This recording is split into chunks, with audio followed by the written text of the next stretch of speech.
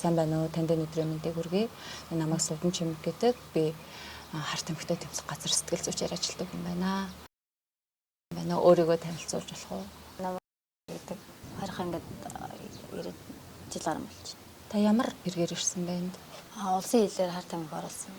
Ямар бодис байсан бол Хүмүүс байсан. хэдэн жилийн хойш болсон бэ? 3 жил 5 сар. Миний ойлгосноор бол та нөгөө хүүхэдтэйгээ энд байгаа гэж ойлгосон тийм. Жирэмсэн анх таслагдаад тэгээд 20 ангид төрөөд одоо хүүхэдтэй байгаа.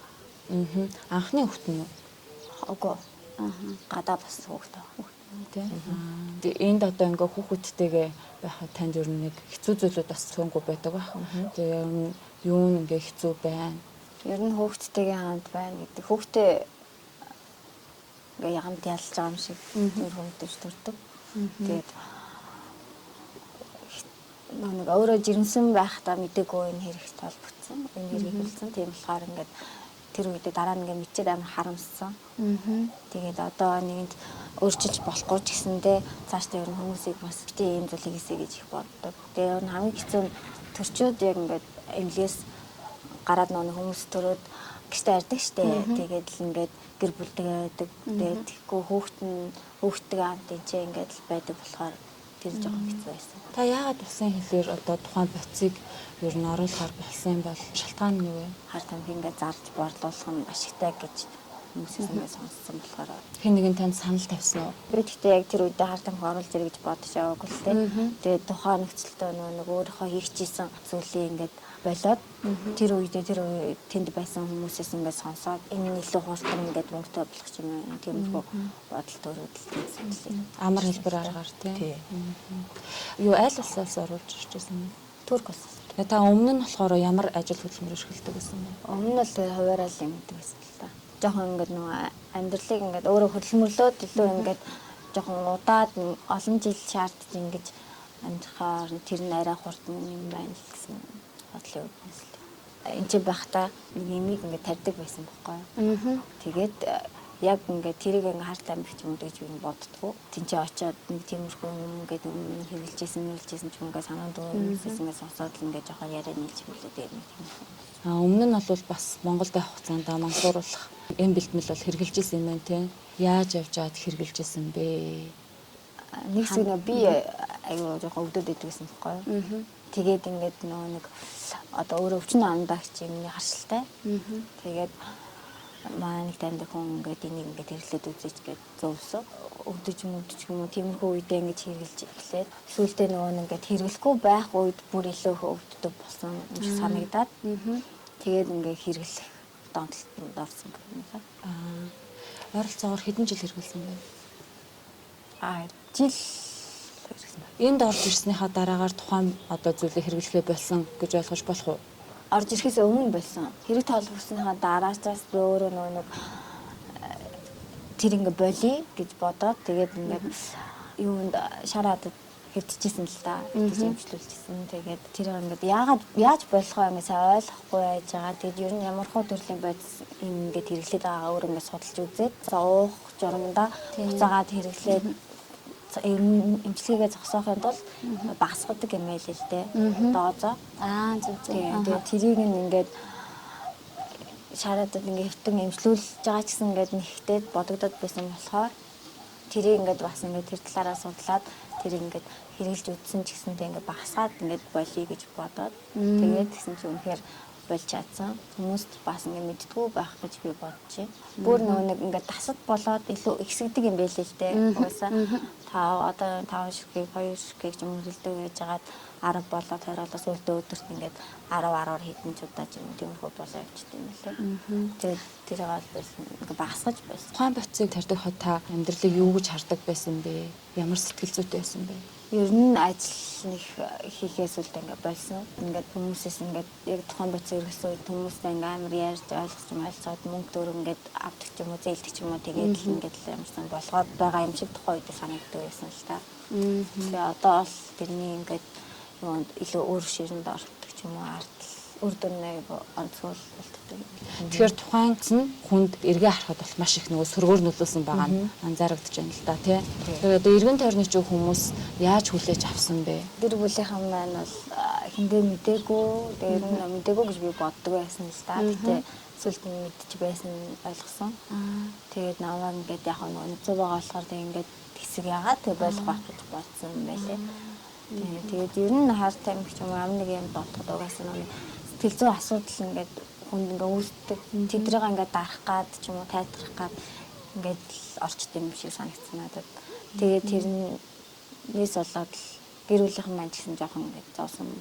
Одоо ч гэсэн ер нь ийм газар байгаа болохоор их зовж байгаа гэж би бодож шаналлаа. Таны одоо эргэн тойронд хамт хэрэгэлдэг байсан хүмүүс чинь гарсан хүн байгаа юу? Эсвэл бол бүр нөхцөл байдланд орсон хүмүүс байгаа юу? Хамт хэрэглэх хүмүүс бол айгүй их байд гэж одоо энэ хар тамхинд угаасаа байдаг. Тэгээд одоо энэ хорхоо ингээд ирснээс хойш бол яг жигнэсээ найз байсан ганц өмнө л ирсэн. Тэгээд тэрнээс яг ингээд гоё сонсоход бол бүр дорцсон гэж хэлээ. Одоо ингээд бүр аврахад их хэцүү болсон юм шиг байлаа. Та одоо тухайн бацын хамааралд орох хугацаанд энийг энэ бол хар тамхи юмаа гэж өөртөө боддог байсан уу? Эсвэл бол энэ бишээ гэж үгүйсгэж явдаг байсан уу? Энэ бол нэг хар тамхи биш гэж боддог байсан л да. Нэг Монголын хар тамхины нэршил донд одоо байхгүй ч юм уу тийм өөрийгөө зөвтгөх бодол бол надад байсан. Одоо бол үнэхээр нэг хүний мэдрэлт нөлөөлдөг төрлийн гэдгийг ойлгосон учраас хар тамхи бол юм байна гэж бодож юм бас димэл зүйл эргэлж ирсэн байна гэдгийг ойлгосон. Тэгээд яг тухайн үед ингээд гайгүй жаргалтай байгаа юм шиг мөртлөө сүлд нь ингээд тэр үеийн жоохон асуудлыг ингээд бүр их болгоод нэмждэг юм шал ер нь ямар ч төрлийн хар тамхи тийм зүйл гэж хэрэгжилж байгаа хүмүүстэй энэ бүгдийг одоо үдсэн хүний хувьд юу гэж хэлмээр байна? Хамгийн түрүүнд тэр хүмүүсийг зүгээр ингээд сэтгэл зүйчтэй уулзаасаа гэж хэлхийг хүсэж байна. Ерөнхийдөө бол ямар нэгэн зүйл томтно гэдэг нь сэтгэлийн асуудалтай тулгарсан асуудлаа дийлж гарч чадахгүй байгаа учраас ямар нэгэн зүйлээс тайвшрал ирж байгаа хүмүүс байдаг гэж би боддог. Тэгвэл ямар нэг сэтгэлийн эмгэгтэй хүн ингээд сэтгэл зүйчтэй очдог гэдэг ойлголт юм байдаг юм шиг байна. Гэхдээ ер нь үгүй зүгээр аж аргалтай өдрүүдэд илүү урт байлгахын тулд ч юм уу те илүү ингээд асуудлуудаа зөв шийдвэрлэж авахын тулд ингээд ер нь өөрийнхөө дотгошоо ямар нэгэн агууд орж нуухтын тулд ингээд ямар нэгэн зүйл хэрэглээ тэрэндээ донтоод явах шаардлага байхгүй. Тэр агуу хар нүхний гадаа ингээд боломж байгаа бидэрт амьдрал байгаа. Тэр ингээд өөрөөсөө ингээд ойлгоод зүй зүйл байж амьдрал бас илүү ингээд жаргалтай байх тохиолдол байдаг гэдгийг ойлгосоо гэдэг тийм зүйл битээглээсэй гэж бодож байна. Хэрвээ та энд орж ирээгүй байсан бол хаана юу хийгээд явж явах байсан бол гэж боддог вэ? Энд чи орж ирээгүй бол гэдэг магадгүй ингээд нөр хар тамхи шорон юм уу шороол хөтэлдэг гэдэг шүү дээ. Тийм магадгүй одоо өдөрт энэ чи гадаа хин нэгэнтэй ингээд харьцаа сууж явахгүй юм. Өнгөрсөн байсан магадгүй байсан баг гэж боддог. Ер нь бол хүмүүсээс ингээд өнгөрсөн гаргалт тариалсан гэдэл тань мэддэг хүмүүсийн тухай сонсчихсан л та. Тэгээд тийм болохоор ингээд энэ чи орж ирсэн гэ заримдаа ингээд эрт ойлгосондоо баярлалаа. Зүйлийг хэрэгжилж байгаа хүмүүсийг ингээ харахад тухайн үед ямар хүмүүс ихэнх байдаг гэсэн бэ? Ихэнх нь ер нь нэг тийм тэгтээ жоохон хувиа ботсон хүмүүс байлгүй байсан гэж санагддаг. Одоо нэг гэр бүлийнхаа ар амьдралыг ингээд бодохгүй зөвхөн өөртөө л ингээд надад л хэцүү байна. Намайг ойлгохгүй байна, намайг нэхгүй байна гэдэл байгаа хүмүүс ирлээд байгаа юм шиг санагдав. Гэхдээ тэр хүмүүсийн нэг ингээд энд ямар нэгэн байдлаар ингээ орчих гээд байгаа болов тий яг яаж өөрийгөө хамгаалах ёстой вэ гэдэг талаар одоо ингээ арх хугаж байгаа ч юм тий хартаа мэрэгчлэж байгаа юм ингээ ганц удаа л гэж боддог. Тэр нь ганц удаа гэж юусе байдаггүй гэдгийг л ойлгох хэрэгтэй л тий. Ганцхан удаа л ингээл үзчих юм чинь анх ингээд анх удаа юм чинь зүгээр штэ яах ч юу штэ гэж боддог бодлосоо болоод ингээд наалтдаг гэж боддог. Тэгээ найз нөхд нь гоё штэ чи ингээ нэг удаа л үзчих гээл тэгдэг. Тэрэн дээр бол тийм асуудал байхгүй гэдгийг ингээд ойлгох хэрэгтэй. Өөрөө өөрийнхөө хонсоор өөрийгөө ингээд авч явна шүү гэдгийг ойлгох хэрэгтэй.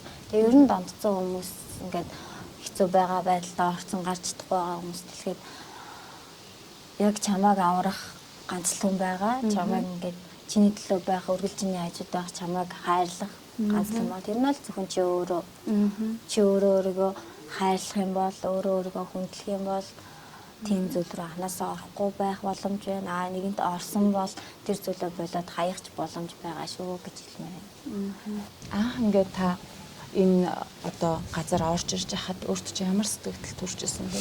Мэдгүй газар танихгүй хүмүүстэй юу ч мэдгүй ингээд айцтай тийм мэдрэмж төрж исэн. Тэгээд өөрийгөө ингээд нэг хоригдсан болохоор хааштай амьдрал байхгүй гэсэн нэг тийм хөвдлөөс харж исэн.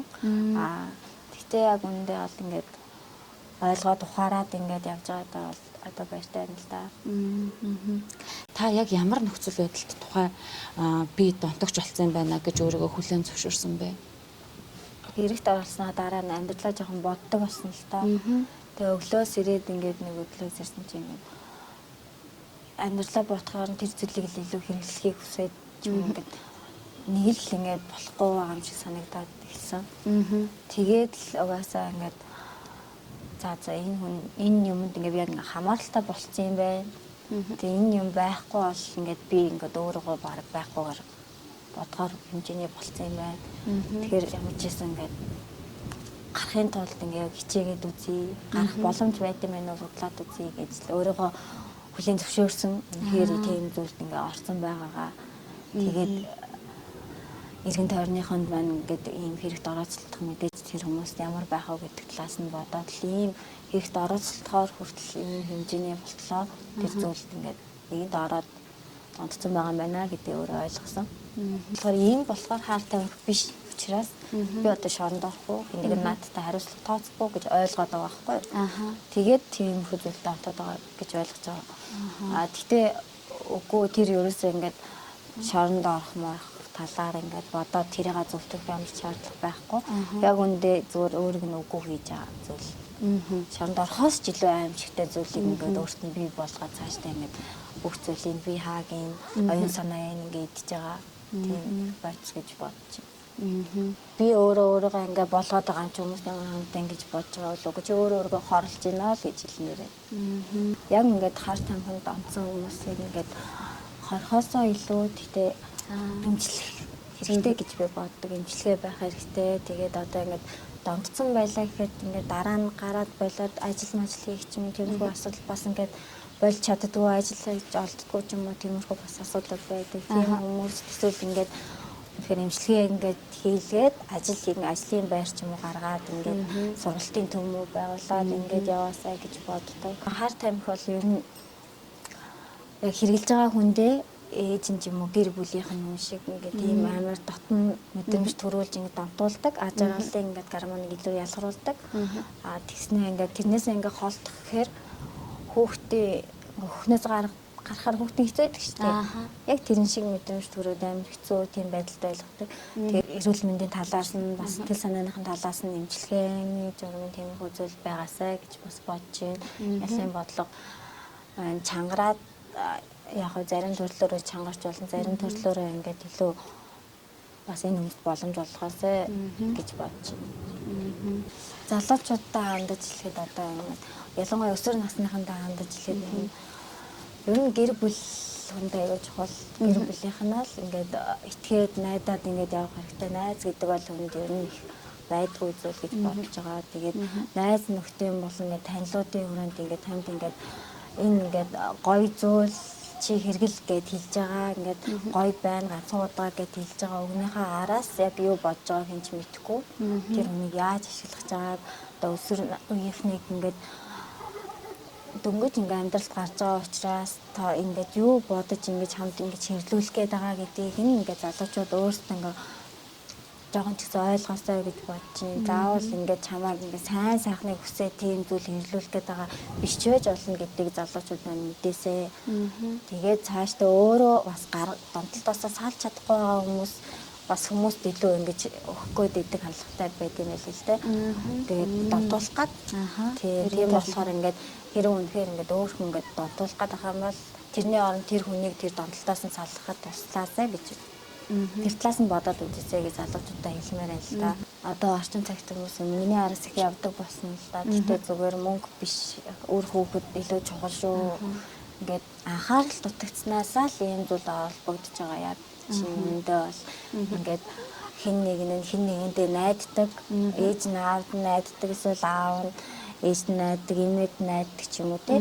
Тэгээд л одоо тэн дээр байгаа юм чинь гээд л тэр хүний хажууд байгаа юм чинь гээд л бодож байгаа боловч цаагаараа тэр хүүхдэд юу тохиолдож юу мэдэрч байгааг яг мэдэх боломжгүй. Тийм учраас анхааралтай ингээд илүү найзын өөр ингээд найз чихэн байгаад илүү хань болоосоо гэж бодож. Мэдээж хүн болгон өөр хөлтөө сайн сайхныг хүсэж байгаа. Тэгээд тэр сайн сайхныг хүсэж байгаа гэдгээ илэрхийлээд хүүхдүүдэд хайрлаж халамжлах юм бол ирээдүйд ирэх муу муухай зүйлээс багч гэсэн холдож гол байж чадна гэдгийг хэлмээр байна. Одоо ингээд амьдрал амар ерөндөө богинохон цаг хугацаа амар хурдан гэдгийг ойлгож байна. Энд би тэгээд хүүхдийнхаа ингээд одоо гадаа байгаа хүүхдийнхаа яг юуг яаж хийж сурж байгаа, яаж инээж байгаа, яаж сэтгэл хөдлөлөө илэрхийлж байгааг би мэдэхгүй. Тийм учраас хүүхдтэй ингээд сэтгэлийн холбоос үүсэх ингээд чухал нандин цаг хугацаагаа алдж байгаадаа амар харамсаж байгаа. Одоо энэ ч байгаа хүүхдтэй ингээд тэр бүх зүйлийг ингэж өгөхийг хүсэж байгаа ч гэсэндээ мэдээж өөр тустай хувь хүмүүс учраас тийм цаг хугацаагаа алдсандаа өөрийгөө тиймэрхүү зөвхөн өөрийгөө биш тэр хүмүүстэй ингэж шийдэж байгаад амар их харамсдаг.